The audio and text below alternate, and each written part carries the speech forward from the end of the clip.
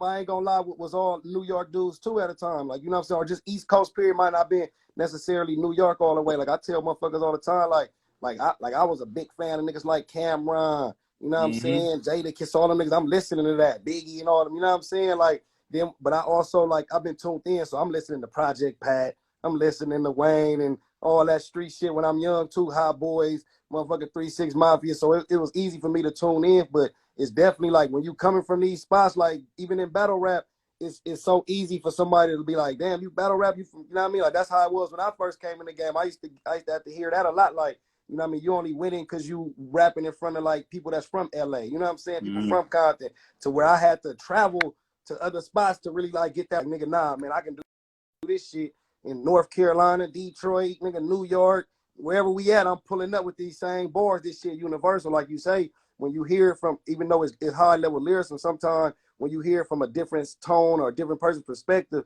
you kind of respect it more because we all going through the same struggle, but we seeing it from different lenses. You know what I'm saying? So I think that's kind of my contribution to the game, is bringing that shit from where we see it at and being able to let everybody see it through the way that I'm painting the picture. You know what I'm saying? Like when did you know? When did you know you could do that?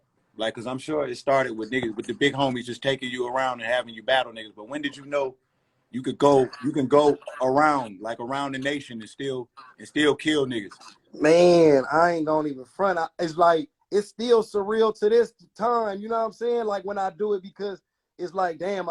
But when I say when I first, it had to be probably like my first like major battle out of town, like was like against JC. You know what I'm saying? I think we battled somewhere out of town, and like to get the reception of people coming up to me, like, you know what I mean, niggas. I'm talking about niggas tats all on their face coming to me, goosebumps shaking, like, bruh, like the shit you said just, you know what I mean, hit home. Like I'm living that, like, and I'm like, damn, you know what I'm saying? Like, you feel me? That shit like that was probably the first time that clicked. Like it's niggas that, you know, because rapping on beat is one thing, but when you can make a motherfucker listen to you with no beat and you rapping and you got they full attention, 2,000-3,000 people, and they hearing every word and hanging on to every line, then coming up to you afterwards reciting the bar that I might have forgot I even said, but it meant more to them because they living in it at that moment. Because you understand, even when we rapping at them times, we living in it, but we moving at a different trajectory. It's still some people that we rapping for in the trenches that's really still in the trenches. You know what I'm saying? Right. Like they really still right there. Like we there, but I'm going out of town. I'm going on a flight. I'm getting paid to do this. I'm talking to somebody that's still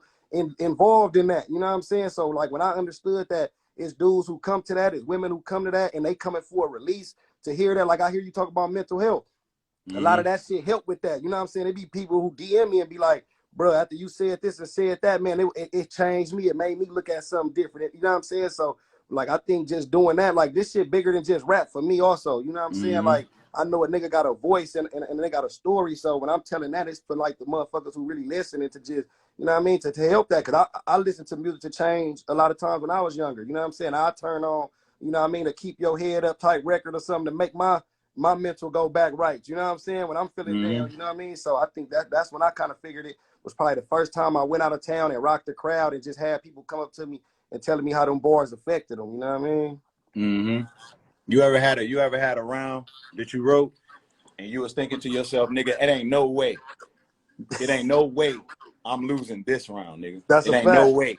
That's a fact. And have you ever thought that and then still was like, damn, somebody came with some shit that you was just like, damn. Yeah, or can you do that where it's just like, nah, this is an unbeatable round, so I'm just ready. I had rounds like that, like my first with Rock. You know what I'm saying? I think my first round with Rock, but when he went first, I'm like, God damn, this nigga Tay-Rock is going off. You know what I'm saying? In my head, I'm like, I knew my shit was amazing, but I'm like, I don't know. Like, this nigga ain't playing. Like, I don't know why. You know what I'm saying? Like, I don't know why I doubted this nigga type shit. And we in Philly. I just seen a couple niggas get booed before we got up there because they a tough crowd.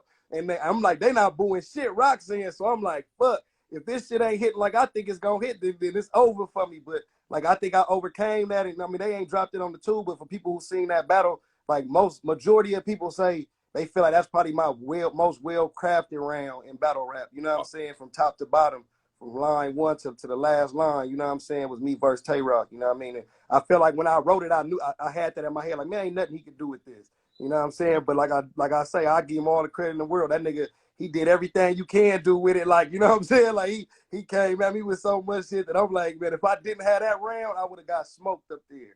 You know what I'm saying? In front of everybody. What about your third round versus Surf? I love that round too. On me. Me and Surf in that third round, I feel like that was one of them rounds that's like, yeah, it's gonna live on forever. I had a lot of those lines that resonated with people, like even the voicemail line and all that. Oh, You know yo, what I'm Royce, saying? wait, Royce, did you ever hear that line he said about the voicemail? Huh? The line he's talking about, the voicemail line, he said against Surf. What'd he say? Do you remember that shit? Yeah, I say, you feel me? I say, what I say, my partner died 3 years ago. You know what I'm saying? But his mama still paying his phone bill just so she can call and hear him talking to voicemail. You know what I'm saying? Like, and everybody in that motherfucker went crazy, and because it's motherfuckers who I had old white women hit me and say, I still do that for my son. He died of cancer, or he died of this, and like it meant something to them because they went through that where they kept their phone bill going. So that wasn't even just for the streets. Like that's just people who lost somebody. You love them so much, you hold on to anything. You hold on to an old tape recording of them. You know what I'm saying? Voicemail just rhymed with the board, but basically it's like just holding on to them memories. You know what I'm saying? For real. Man, I always love the way you just added normal people elements Yes, to sir. what you do. You know what I mean? Sir. It's not like, it ain't like you just going in there spitting gun bars at niggas, or you just going in there like trying to out rap niggas. You actually like entertain niggas with kind of like it's always kind of like a storyline or like a narrative. Yes, sir. Something that you can kind of relate to that goes with you tearing somebody's ass up. Yes, sir. Yes, sir. Yes, I sir. love it. That's definitely what it is right there, where I kind of just bring in that life and just correlate it to what we doing right here on the stage of, like, you know what I'm saying? The reason y'all happy we up here to rap this, because we came from this, you know what I'm saying? We wouldn't even be able to rap this if we didn't go through this, you know what I'm saying? We had to see this before we could see that. So, you know, I'm definitely, you know what I mean, for somebody like yourself to notice that and see that, you know what I mean, that let me know I'm in the right direction, homie, real talk, you know what I'm saying? Respect all the way, like all the way around the board, much respect on that. Man, I'm watching you, that nigga New Jersey Twerk, Yeah, that's my guy. Rum Nitty, Oh, yeah. Danny Myers. Yeah. You rocking with B-Dot? I don't know. I ain't seen a whole lot on B-Dot, but I know I'm late to that party though. Yeah, I gotta. Yeah. I think he got the type of content you'll rock with as well, man. I heard great things about him. Oh, you know who I fuck with? Ill Will, bro. Yeah, he a killer. That's one of them guys. That One of them nigga, guys. that nigga Hey, there. 3, you gotta make a clip of this, man. He just said me, Twerk, Nitty. You feel me, Danny and Ill Will, man. That's almost like a. You feel me? You gotta make a clip of this, 3. That nigga Somebody save this live and give it to me, please. That nigga King Lowe's put me up on New Jersey Twerk. He spoke so highly of him, I had to go check him out. Most definitely. Nah, Twerker, he a different animal, man. When he on 10, he down there the greatest in the world with that shit, man. Yeah, you know what I'm saying? You can't beat some of that shit he did. You can't beat that shit. Nobody can like. You feel me? You When can't, because it's too much there, man. I feel like with y'all, like the things that separate y'all, like those of y'all who are like special, and then the other ones who are just like really, really good at like either channeling y'all or just really, really good at like the mechanics of like battle rapping. They're like tools. It's like tools that y'all have that are like characteristic to qualities of y'all as people.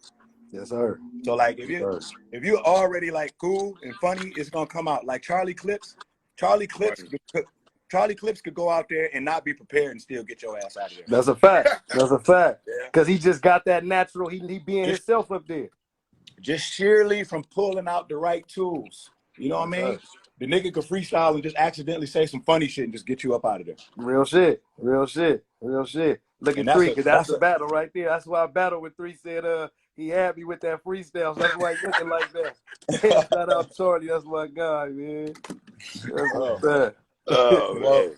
You know what I'm saying? Nah, I just wanted to tune in and talk with y'all brothers real fast, man.